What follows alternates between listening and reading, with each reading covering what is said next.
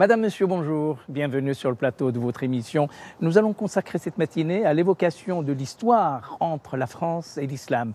Du haut du Moyen-Âge, en passant par la conquête de Bonaparte et la question coloniale, c'est cette histoire-là que nous allons vous raconter en présence de l'historien Pierre Vermeyren.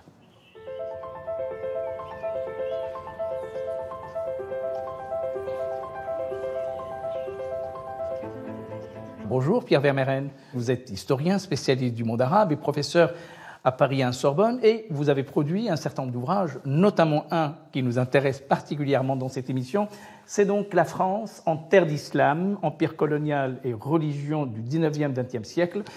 Eh bien, quelle est l'origine de cette conflictualité historique latente entre l'islam et le monde de la chrétienté avant de parler de l'Europe et de la France ?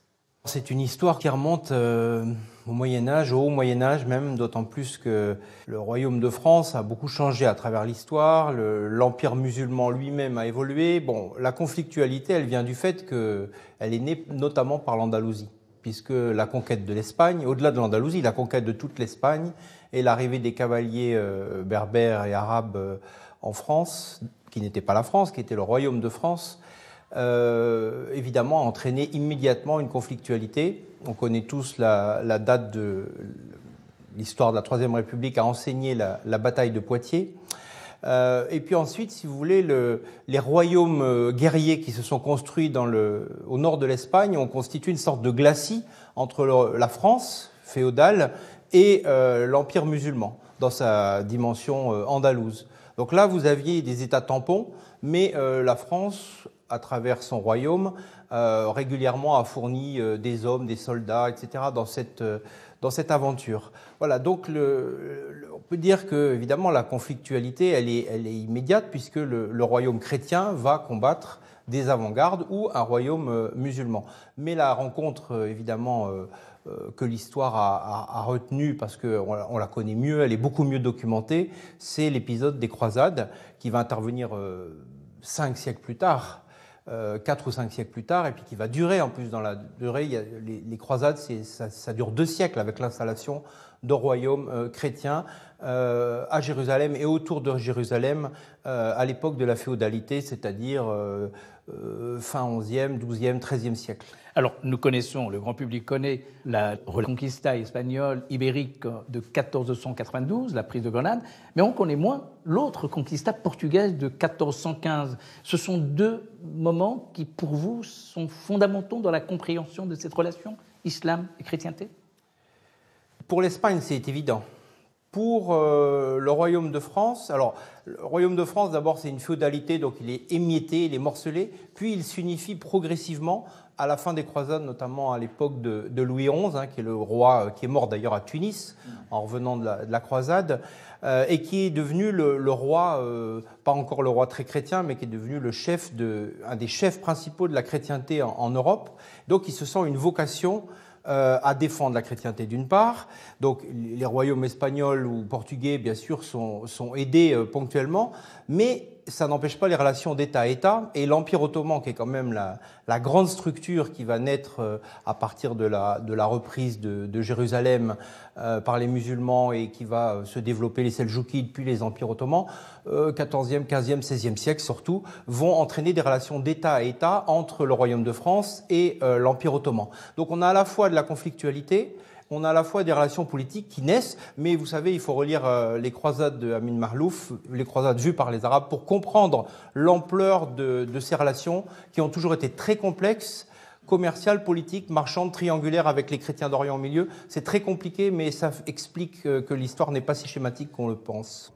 Venons-en maintenant à cet événement que les historiens, et vous-même en tant qu'historien, considérez que c'est un moment fondateur et fondamental dans les relations entre l'islam et la France, c'est-à-dire l'expédition de Bonaparte.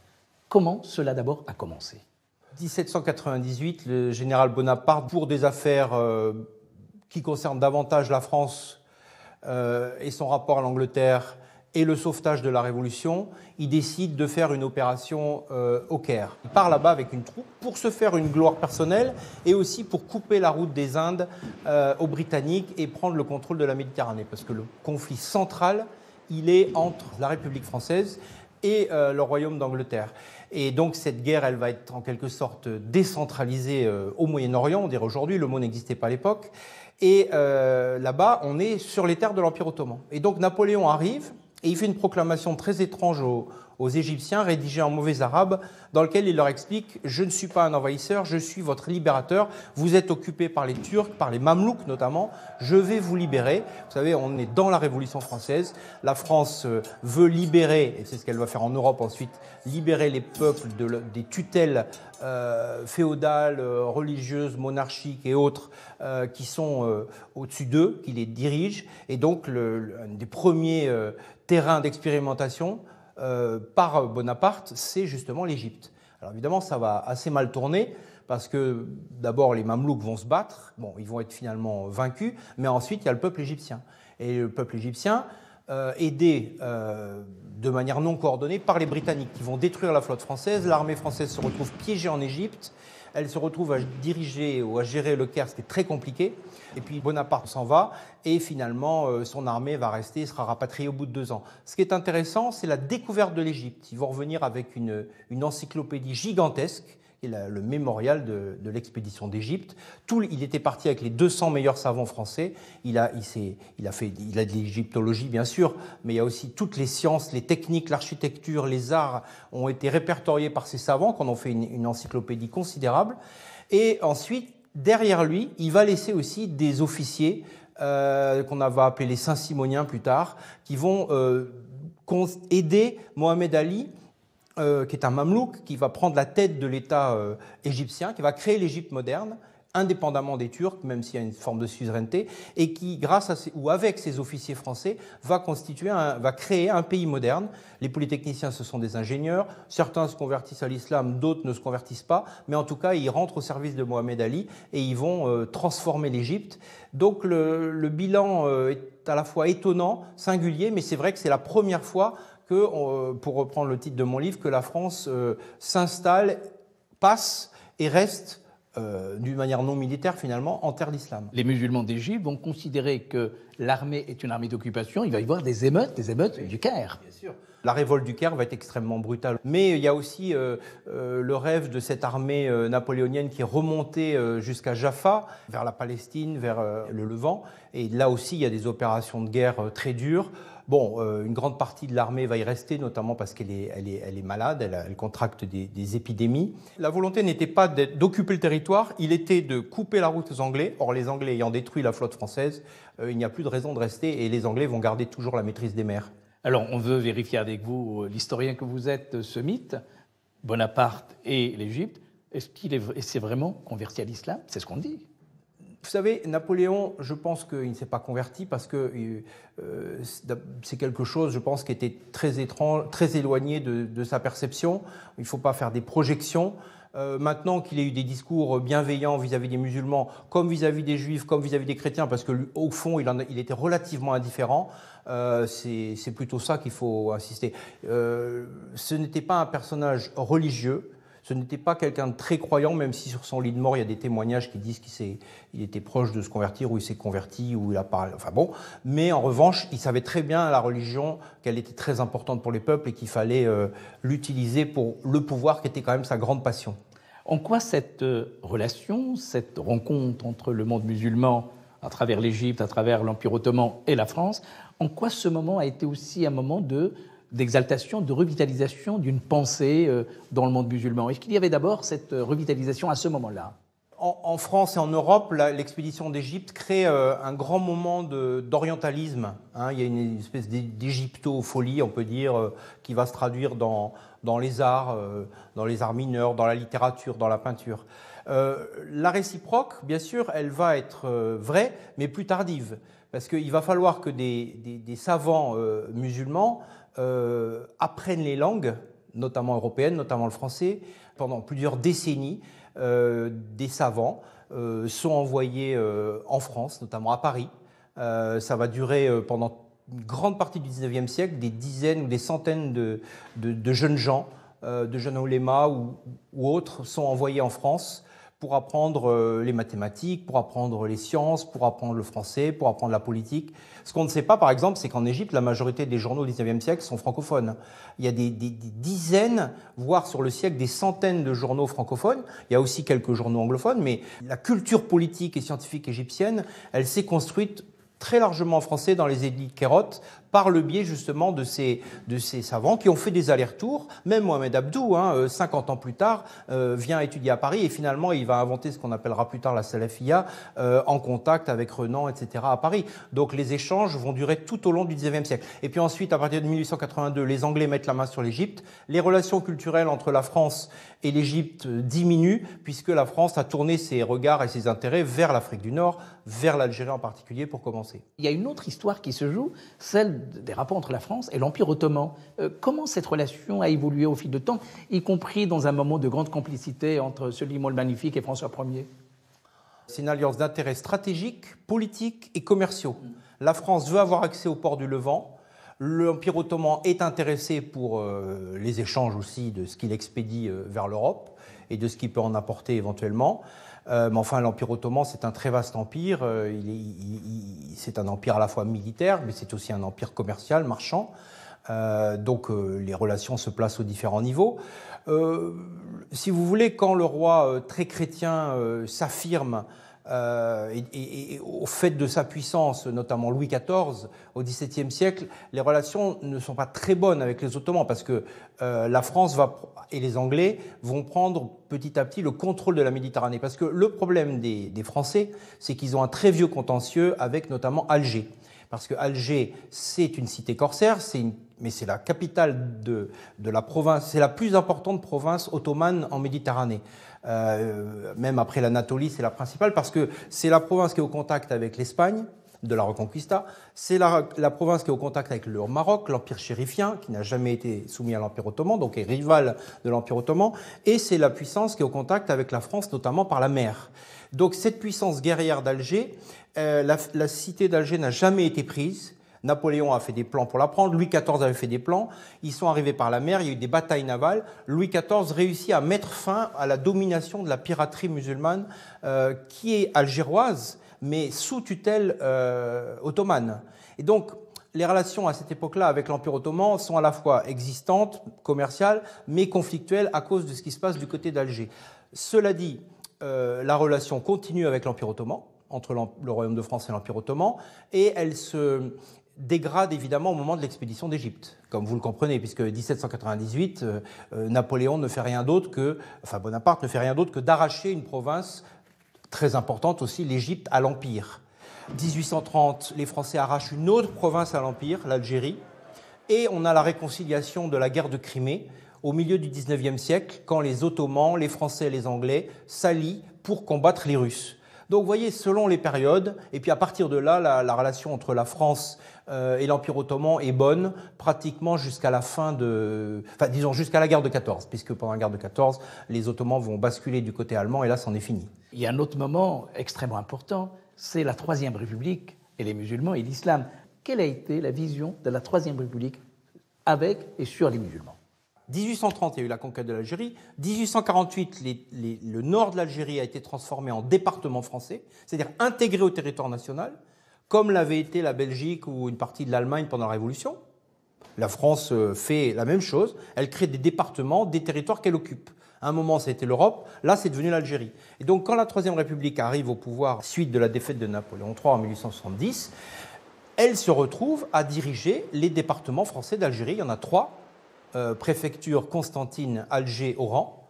Et donc ces territoires sont intégrés à la République. Et elle a une bonne image de l'Algérie puisque les Français d'Algérie sont très républicains parce qu'ils étaient hostiles à Napoléon III, à la politique du royaume arabe, etc. À partir de 1879, ils prennent le pouvoir et ils vont mener une politique religieuse qui n'est pas la même en Algérie et en métropole. En métropole, c'est-à-dire en France, ils vont mener une politique de laïcité qui va viser petit à petit à restreindre de plus en plus la place, le rôle de l'Église catholique dans la société. En Algérie, bien sûr, cette politique de prévention vis-à-vis du catholicisme, elle s'exerce. Vis-à-vis de l'islam, ils sont beaucoup plus prudents, Mais vous savez, l'Algérie coloniale, c'était un territoire mixte en réalité. Il y avait d'un côté des territoires qui étaient identiques à ceux de la France, avec au milieu, bien sûr, des musulmans. Mais sur la plus grande partie du territoire, les populations, les tribus vivaient de manière autonome sous la conduite de chefs militaires ou de chefs administratifs français. Il y avait une très grande attention des administrations, une très grande surveillance permanente qui passait par le contrôle des chefs, et notamment des chefs militaires, des chefs de tribus et des chefs religieux. Les marabouts, tous les chefs confrériques, etc., étaient extrêmement contrôlés. Donc vis-à-vis de l'islam, la politique de l'islam de la Troisième République jusqu'à la loi de 1905, la loi de laïcité, c'est une politique de surveillance, de contrôle, de corruption aussi des chefs musulmans, parce que c'est par les chefs que le peuple était tenu et que la situation finalement était pacifique pendant toute cette période. Il n'y a pas eu de révolte. La grande révolte, elle avait eu lieu en 1871, c'est-à-dire au tout début de la proclamation de la Troisième République, la révolte de Mokhrani. Et cette révolte de l'Est algérien autour de la Kabylie, ça a été au fond le déclenchement de cette super surveillance administrative, militaire, policière des musulmans pour éviter que ça recommence. Ça n'a plus recommencé jusqu'en 1945. Cette Troisième République qui se voulait laïque, républicaine, puisque elle était réellement, elle sera paradoxalement moins regardante sur ses principes et ses valeurs en Algérie, au Maghreb. C'est un paradoxe tout de même qu'on n'arrête pas de souligner. On a raison. Il faut revenir à la loi de 1905, donc c'est la création en France de la loi de laïcité, c'est-à-dire la loi de séparation de l'Église et de l'État. Jusqu'en 1905, les prêtres en France étaient des fonctionnaires, les évêques, toute la hiérarchie religieuse. Les biens de l'Église étaient pris en charge par l'État comme une administration. En fait, c'était une administration religieuse. À partir de 1905, l'Église est mise en dehors de l'État. C'est-à-dire que les prêtres cessent d'être des fonctionnaires et, à part les monuments historiques, les lieux cultuels sont désormais à la charge, la formation des prêtres, etc. Tout ça, c'est à la charge des catholiques. Bon. En Algérie, comme c'est la France, la loi de laïcité doit s'appliquer. Le département d'Oran ou les Côtes d'Armor, qu'on n'appelait pas les Côtes d'Armor, à l'époque on appelait les Côtes du Nord, c'était la même chose. La politique d'éducation, la politique d'unification, les politiques publiques étaient les mêmes. Mais à cette exception près, effectivement, que les musulmans avaient un statut, ils étaient français, pleinement français, mais ils n'étaient pas citoyens. C'est-à-dire qu'ils n'avaient pas accès notamment aux élections. Parce que les Français d'Algérie voulaient garder le monopole du fait qu'ils étaient beaucoup moins nombreux. Et donc la loi de laïcité, elle ne s'est pas appliquée. En 1907, ils ont réfléchi pendant 2 ans et ils ont dit on va attendre 10 ans parce que si on enlève la tutelle sur l'islam, parce que c'est ça en fait, la loi de laïcité, c'est enlever la tutelle religieuse, administrative de l'État sur la religion. Donc ça, on fait en France. Mais on ne va pas le faire en Algérie, ni sur l'Église et les catholiques, parce que les curés sont espagnols et italiens, et que si on perd le contrôle, ça n'ira pas du tout, ni a fortiori sur l'islam, parce que cet islam, au fond, si on en perd le contrôle, si on ne contrôle plus les imams, si on ne contrôle plus les chefs de confrérie, eh bien, ça risque de partir dans une direction qu'on ne veut pas. Mais la Troisième République a aussi commis, je dirais, un autre acte qui va marquer durablement l'histoire de l'Algérie, c'est le décret Crémieux. Qu'est-ce que le décret Crémieux ? En 1870, au tout début de la République, une personnalité politique, administrative de la Troisième République, qui s'appelle M. Crémieux, qui est juif, je crois, d'origine alsacienne. Et qui était garde des Sceaux. Ah ben, il a des fonctions éminentes, bien sûr. Va décider que, puisque la Troisième République vient d'être instaurée, qu'on est débarrassé des Bonapartes, etc., puisque l'Algérie, c'est la France, nous disait la Deuxième République depuis 1848, eh bien, il faut que, puisque la Révolution et la République ont libéré les Juifs de métropole, il faut que la Troisième République libère enfin ces coreligionnaires juifs d'Algérie. Voilà. La différence étant, évidemment, que ces Juifs d'Algérie, ils étaient, comme les musulmans, indigènes, soumis à l'indigénat, ils étaient français, mais ils n'étaient pas citoyens. Et tout d'un coup, effectivement, il y a ce décret qui va intervenir en 1870, qui automatiquement leur donne la citoyenneté pleine et entière. C'est-à-dire obligation du service militaire, obligation de la scolarisation, obligation de payer les mêmes impôts, enfin les devoirs et les droits du citoyen français. Les musulmans pouvaient devenir citoyens français, mais il leur fallait pour cela, les juifs aussi d'ailleurs, il leur fallait pour cela renoncer aux droits religieux, c'est-à-dire aux droits civils. Il leur fallait renoncer aux droits civils hébraïques ou aux droits civils musulmans pour embrasser le code Napoléon, c'est-à-dire le droit civil de la République française. Du coup, très peu l'ont fait. Certains l'ont fait, très peu, quelques centaines. Mais les Juifs, personne ne leur a demandé leur avis. Ils l'ont reçu à l'initiative des Juifs de métropole. Et les rabbins, d'ailleurs, ont protesté. Ils étaient furieux parce que du jour au lendemain, ils ont perdu leurs clients, ils jouaient un rôle ils mariaient, ils étaient notaires, ils ont perdu leur rôle, mais la République n'en avait que faire des protestations de ces rabbins. Et effectivement, ça a été une coupure parmi les indigènes algériens, puisque une partie d'entre eux, les Juifs, ou les Israélites, comme on disait à l'époque, sont devenus citoyens à part entière. Et ils ont été petit à petit francisés, notamment par l'école, bien sûr. C'est cette Troisième République qui va fracturer, je dirais, les Algériens sur des considérations religieuses, judaïsme et islam. C'est un paradoxe au cœur de cette République. C'est pas un paradoxe parce que toute la politique coloniale, elle est communautariste. Donc, dans les colonies, quelles qu'elles soient, la religion reste essentielle dans la vie des peuples et pour contrôler la société. En métropole, l'État s'occupe de la religion. Dans les colonies, laissons la religion s'occuper des peuples. Voilà. Et donc, les religions sont maintenues sous tutelle. Alors, le décret Crémieux, bien sûr, c'est l'abandon de ça, sauf que ça porte sur une mini-clientèle. Ça porte sur quelques dizaines de milliers de personnes, à comparer aux 3 millions de musulmans, c'était pas grand-chose. Ça ne déséquilibrait pas la scène politique, je dirais, au sens large, algérienne, puisque les citoyens français restaient majoritaires et continuaient de diriger les affaires de la colonie. Cela dit, les Français d'Algérie étaient parfaitement furieux de ce précédent, parce qu'ils se disent, s'ils le font avec les Juifs, un jour, ils le feront avec les musulmans, et ça a déclenché un antisémitisme très important vis-à-vis de ces Juifs d'Algérie, qui étaient une sorte d'avant-garde, finalement, dangereuse pour les Français d'Algérie, et leur pouvoir surtout. Est-ce qu'on peut dire qu'à partir du XIXe siècle, l'accent pour la France sera mis davantage sur l'islam maghrébin, sur le Maghreb plutôt que l'Orient, qui semble un peu disparaître du radar de cette vision française de ce qu'on appelle ses rapports avec l'islam? Oui, l'Algérie, puis ensuite la Tunisie et ensuite le Maroc, au XXe siècle, vont capter petit à petit la totalité des efforts et des relations entre la France et l'islam. C'est pour ça que vous disiez tout à l'heure à juste titre qu'avant il y avait des Turcs. Pour les Français, au Moyen-Âge, le Turc c'était le Sarrasin. À l'époque moderne, c'était le Turc. Et à l'époque contemporaine, c'est le Nord-Africain, comme il était dit à l'époque. Le mot maghrébin n'était pas connu, donc on disait les Nord-Africains.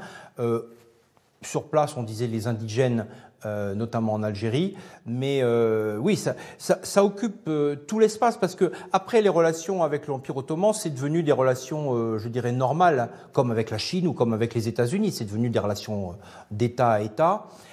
Ça change un peu quand même à la fin du XIXe siècle parce que, notamment à l'initiative de l'Église catholique, il y a des missions scolaires qui sont envoyées auprès des chrétiens d'Orient dans tout l'Empire ottoman.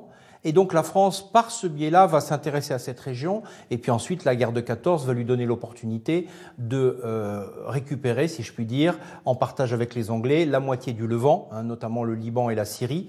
Et donc là, il y aura à nouveau un intérêt pour le Moyen-Orient. Mais tout au long du XIXe siècle, depuis 1830 en tout cas, c'est l'Afrique du Nord qui capte tout, d'autant plus que l'Algérie, il faut le redire, parce que c'est difficile à comprendre, je le comprends très bien aujourd'hui, mais c'était considéré par les républicains et par les dirigeants de la France jusqu'à la guerre d'Algérie comme partie pleine et entière de la France, de la République française et du territoire français. On a du mal à comprendre, mais c'est l'histoire. On peut raconter des blagues, mais c'était ça. Voilà. Après, maintenant, on se dit qu'est-ce que c'était que cette idée, mais c'était comme ça. Cette histoire complexe, compliquée entre le monde musulman et le monde chrétien européen et ensuite français est rythmée par une évolution extraordinaire, une complexité. Comment se fait-il qu'il y a presque une amnésie, un oubli, voire même parfois une incompréhension de la France à l'égard du monde musulman? Il faut revenir au délitement de cette histoire. C'est-à-dire que, si vous voulez, d'abord la France a été chassée du Liban et de Syrie en 1945. Ensuite, elle a été chassée, entre guillemets, de Tunisie et du Maroc. Et surtout, elle a été chassée d'Algérie dans des conditions qu'on connaît très bien, dans une très grande violence. Donc finalement, De Gaulle, quand il arrive au pouvoir en 1958, son idée, c'est de mettre fin à cette histoire. En 1962, c'est fini, c'est la fin d'une histoire. Et si vous voulez, il faut bien se rendre compte que les Français étaient les meilleurs islamologues au monde, en tout cas dans le monde chrétien. Ils étaient les meilleurs connaisseurs, bien sûr, de toute l'Afrique du Nord, de la Méditerranée et du monde arabe. Ils ont fait des expéditions militaires, il faut le dire, dans cette région, des expéditions scientifiques, ils ont fait du commerce. L'Église catholique française était très connaisseuse de l'islam, l'administration française était très connaisseuse, l'armée c'était son champ de bataille depuis 1830 pratiquement, et c'était son champ d'expérimentation. Toutes les politiques coloniales de la France qui étaient menées en Indochine et ailleurs ont été inventées en Algérie. Aussi donc l'administration française dans tous ces secteurs, dans tous ces compartiments. Il y avait des gens qui parlaient l'arabe, il y avait des gens qui parlaient le berbère, il y avait des gens, donc il y avait une surveillance, il y avait une connaissance des familles, etc. Bon, ça a duré un siècle, mais en contexte colonial. Donc après 62, l'État, vous savez, l'État c'est toujours comme ça, du jour au lendemain, c'est fini. Voilà, c'est fini. Donc tous les spécialistes ont été mis en retraite ou affectés à d'autres services. Tous les spécialistes compétents ont été renvoyés. Alors il est resté quoi? Il en est resté quelques savants qui se sont solidarisés notamment pendant la guerre d'Algérie avec le pouvoir algérien fraîchement indépendant, avec la société algérienne, avec les sociétés décolonisées, etc. Ça a donné la coopération, ça a donné beaucoup d'échanges aussi.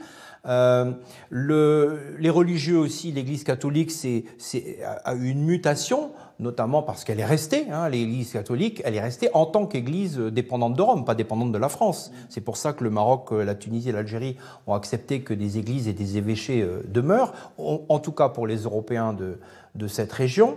Mais au niveau de l'État, il y a vraiment une coupure et la page a été tournée. De Gaulle, il dit à un moment, en 63, lors d'un conseil des ministres, il dit ça y est, on est enfin débarrassé. Et ce mot est très important parce que il pense que la page est définitivement tournée et que maintenant c'est l'Europe, c'est la construction européenne, c'est l'Allemagne, c'est l'Occident, c'est les relations avec les États-Unis, c'est la défense vis-à-vis du bloc soviétique parce qu'on était en guerre froide, la peur d'une guerre nucléaire, etc.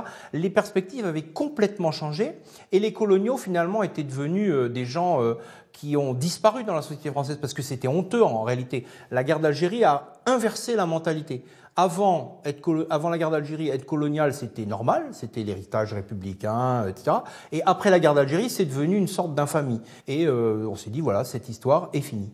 Et puis elle revient plus tard par le biais de l'immigration, mais qui a été voulue, puisqu'elle a eu lieu, elle a été voulue, mais elle n'a pas été décidée, elle n'a pas été votée. Elle s'est imposée comme une nécessité, mais il n'y a jamais eu un seul débat au Parlement sur cette question. Vous voyez, c'est ça qui interroge. Et plus tard, ça va revenir dans les années 80, quand il y aura des problèmes, ce qu'on appelle les premières émeutes de banlieue. On va dire, tiens, il y a un problème, on pensait que la page était tournée, mais il reste quand même quelque chose. Et c'est là qu'il y a l'histoire avance d'une manière étrange, oui, effectivement. C'est une histoire qui reste encore à écrire pour d'abord tenir informés les deux peuples, musulmans et français, mais aussi l'ensemble. On essaye. Reste encore cette histoire à réécrire pour éviter que cette complexité ne se transforme parfois, on l'entend ici et là. Moi, je l'enseigne à mes étudiants, cette histoire. Je ne suis pas le seul. Il y a quand même plusieurs universités où ces questions sont enseignées. Et ça passe très bien et c'est très important. C'est vrai que je pense qu'on ne l'enseigne pas tout à fait assez, pour être honnête. Parce que c'est compliqué, parce qu'on a peur, on se dit « Ouh là là, on ne peut pas enseigner des choses conflictuelles ». Moi, je suis persuadé que l'histoire réconcilie. C'est pas l'histoire ne divise pas, elle réconcilie. Mais encore faut-il l'enseigner. Merci Pierre Vermeren de nous avoir accompagnés en cette matinée. Je renvoie donc à votre livre, Pierre Vermeren, La France en terre d'islam, empire colonial et religion 19e et 20e siècle aux éditions Talendier. Je vous remercie infiniment de nous avoir suivis. Prochain rendez-vous avec votre émission, dimanche prochain sur France 2. Merci, au revoir.